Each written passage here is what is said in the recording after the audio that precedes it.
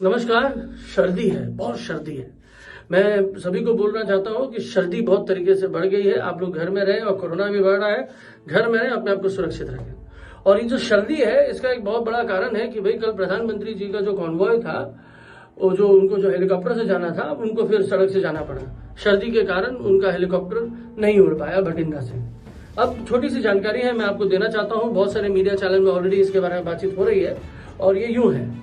प्रधानमंत्री जी फिरोजपुर जाने वाले थे, तो फिरोजपुर जाने के लिए उन्होंने बठिंडा उतरे, दिल्ली से बठिंडा उतरे। बठिंडा उतरने के बाद उनको पता चला कि भाई मौसम ठीक नहीं है, तो हो सकता है हेलीकॉप्टर नहीं जाएगी, तो उन्होंने सड़क से जाने का बीड़ा उठाया। लगभग 111 से 112 किलोमीटर दूर है फिरोजपुर बठिंडा से। वहां उनकी रैली थी। रैली में बहुत सारे उनको ऐलान करने थे। आपको पता है कि पंजाब में इलेक्शन है और पंजाब के जो किसान हैं, जिन्होंने पूरे साल विरोध किया इस काले कानून के खिलाफ, और कुछ दिन पहले हमारे प्रधानमंत्री जी ने पूरे देश से माफी मांगी और 3 काले कानून वापस दिए। और अभी बहुत सारी चीजें हैं जो प्रधानमंत्री जी ने बोला था, लेकिन अभी तक वो मुहैया हुई नहीं। साथ ही साथ एमएसपी के ऊपर कमेटी नहीं बनी। बहुत सारे किसानों के ऊपर केसेस हैं, अलग अलग प्रांतों में केसेस है, उसको वापस नहीं लिया गया। अभी भी किसानों में बहुत विरोध है। और साथ ही साथ 32 किसान कंपनियां जो थी, मैंने 32 किसान जो एनजीओ जो चला रहे थे, संगठन जो चला रहे थे, उनमें से 22 संगठनों ने बोला कि हम इलेक्शन लड़ेंगे। और आज के डेट में 22 संगठनों ने जुड़ के इलेक्शन लड़ने का बीड़ा भी उठाया है पंजाब में बीजेपी के खिलाफ। जी हाँ, बीजेपी के खिलाफ। अब बोला गया कि भाई प्रधानमंत्री जी जब कॉन्वॉय वहां उनका निकला और 20 मिनट तक वो एक पुल पे रुका रहा उनका कॉन्वॉय। मैं 2 चीजें बात करना चाहता हूँ कॉन्वॉय के ऊपर। पहला तो ये जो रूट है, ये तो डेफिनेटली स्टेट गवर्नमेंट के साथ साझा किया होगा उन्होंने, बहुत ही जरूरी भी है। एसपीजी हो, आईबी हो और बहुत सारे एजेंसियां हैं जो हमारी खुफिया एजेंसीज हैं, उन सबको साझा किया होगा। हमारा सैटेलाइट भी रडार में रहता है कि भाई हमारे प्रधानमंत्री कहाँ जा रहे हैं उनकी गतिविधियों के लिए। लेकिन जो कि प्रधानमंत्री का कॉन्वॉय था, तो ये सब चीज बहुत जरूरी है। माफ कीजिएगा। हुआ क्या, जब कॉन्वॉय को आप देखिएगा, पूरे फोटोग्राफ आप देखिएगा, तो सिर्फ एक काली गाड़ी हमको देखने को मिलती है। जी हाँ, ये काली गाड़ी में हमारे प्रधानमंत्री है और बाकी सारी गाड़ियां सफेद गाड़ियां। ये जो पहला हिस्सा है, मैं आपसे पूछना चाहता हूं, मैं सभी से पूछना चाहता हूं कि ये कौन सी एजेंसी है जो इतनी बुद्धिजीवी है, जो कि प्रधानमंत्री जी के गाड़ी को एकदम अलग दिखाती है और पूरे देश को पता चलता है। क्या ये सुरक्षा का बहुत बड़ा चिंतन का विषय नहीं है कि भैया हमारी जो गाड़ियां हैं, 90% ऐसा होता है कि एक कलर की गाड़ी 5-6 होती है, जिसमें प्रधानमंत्री किसी भी गाड़ियों में हो सकते हैं। और इसमें क्या दिखाया जा रहा है, एक गाड़ी काली है, बाकी सब सफेद है और काली गाड़ी में ही हमारे प्रधानमंत्री जी हैं। ये बड़ा चिंतन का विषय है। इसके ऊपर मुझे लगता है कि सुप्रीम कोर्ट में भी याचिका होनी चाहिए कि ऐसा क्या है कि इतनी लापरवाही कैसे हो सकती है। और आपको पता होना चाहिए, लगभग फिरोजपुर लगभग 10 किलोमीटर दूर है हमारे बॉर्डर इलाके से, और जहां प्रधानमंत्री की गाड़ी रुकी वो लगभग 20-25 किलोमीटर दूर थे हमारे फिरोजपुर से। फिर वो वहां से वापस आ गए।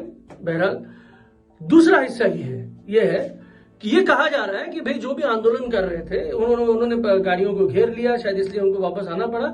लेकिन मुद्दा यहाँ आ रहा है, जो बात बाहर निकल के आ रही है, कि जो भी आंदोलन हो रही थी वो काफी मीलों दूर हो रही थी। उस इलाके में कहीं आंदोलन नहीं हो रहा, कहीं भी हमको फोटोग्राफ्स नहीं मिले कि कहीं ट्रैक्टर से जाम किया गया हो, गाड़ी से जाम किया गया हो या कोई जाम किया गया हो। और ये एलेज किया जा रहा है वहां की कांग्रेस गवर्नमेंट के साथ कि भाई वहां पे भीड़ ही नहीं थी जहां मोदी जी जाना चाहते थे भाषण देने के लिए। 70,000 सीटें वहां मुहैया कराई गई थी। हरियाणा से, पंजाब से, उत्तराखंड से, बहुत सारे जगहों से लोगों को बुलाया जा रहा था कि भैया कि आप ये जगह में सुने मोदी जी को सुनने के लिए। लेकिन वहां पे भीड़ ही नहीं थी। बोल रहे 700 लोग भी नहीं थे। 70,000 की जहां भीड़ होनी चाहिए वहां 700-800 लोग भी नहीं थे। खैर ये पॉलिटिकल है, एलिगेशन है, जो भी है। लेकिन ये हो गया कि प्रधानमंत्री जी वापस चले। मुझे और एक चीज आपके जोड़नी है कि प्रधानमंत्री जी ने अपने जो रूट थी उसमें एक चीज और ऐड किया। उन्होंने हुसैनी जाने का इच्छा जागृत करी। हुसैनी वो जगह है जहां पे भगत सिंह जी समाधि है। और ये बहुत ही एक तरह का मेरे हिसाब से एक बहुत ही तरह का सिंबॉलिक है। भगत सिंह जी ने लाला लाजपत राय जी के साथ साइमन गो बैक का नारा लग दिया था। उन लोगों ने साइमन गो बैक का नारा दिया था लाला लाजपत जी के निधन के बाद। जो साइमन गो बैक का जो नारा चल रहा था वो भगत सिंह जी ने भी दिया था। यही चीज आज जो देखा जा रहा है पूरे पंजाब में चल रहा है, मोदी गो बैक, और काला नारा दिया जा रहा है। ठीक उसी तरीके से साइमन कमीशन ऐसा था कि जहां पे भारतीयों को इन्वॉल्व नहीं किया गया था, भारतीयों को शामिल नहीं किया गया था और एक काला कानून छोड़ दिया गया था पूरे देश को।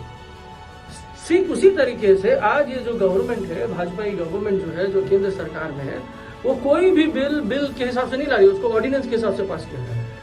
और ये वही काला कानून था उन्होंने किसी ऑपोजिशन को ना फैसले में लिया, ना ही उन्होंने किसानों को फैसले में लिया, बस एक काला कानून फरमान की तरह जारी कर दिया। ये सिंबॉलिक है, अब इसको कोशिश करिएगा।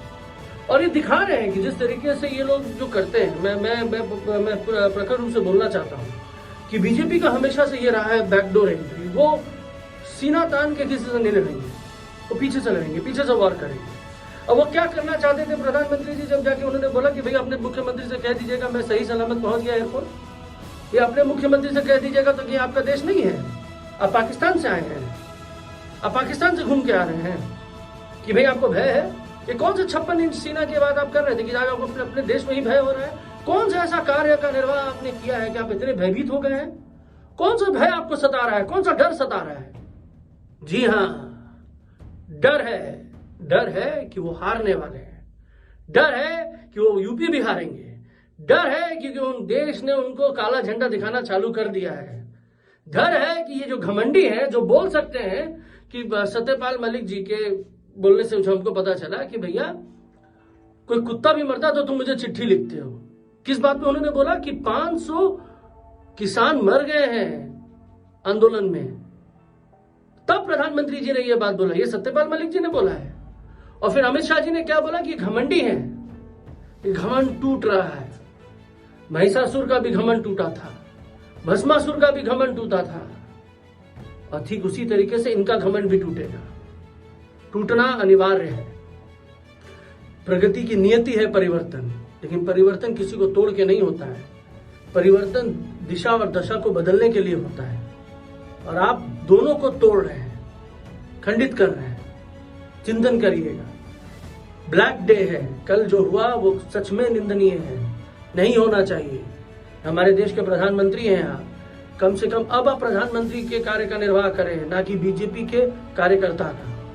प्रमुख कार्यकर्ता, प्रमुख प्रचारक बन चुके हैं आप बीजेपी के। प्रधानमंत्री बनिए, प्रधान सेवक बनिए।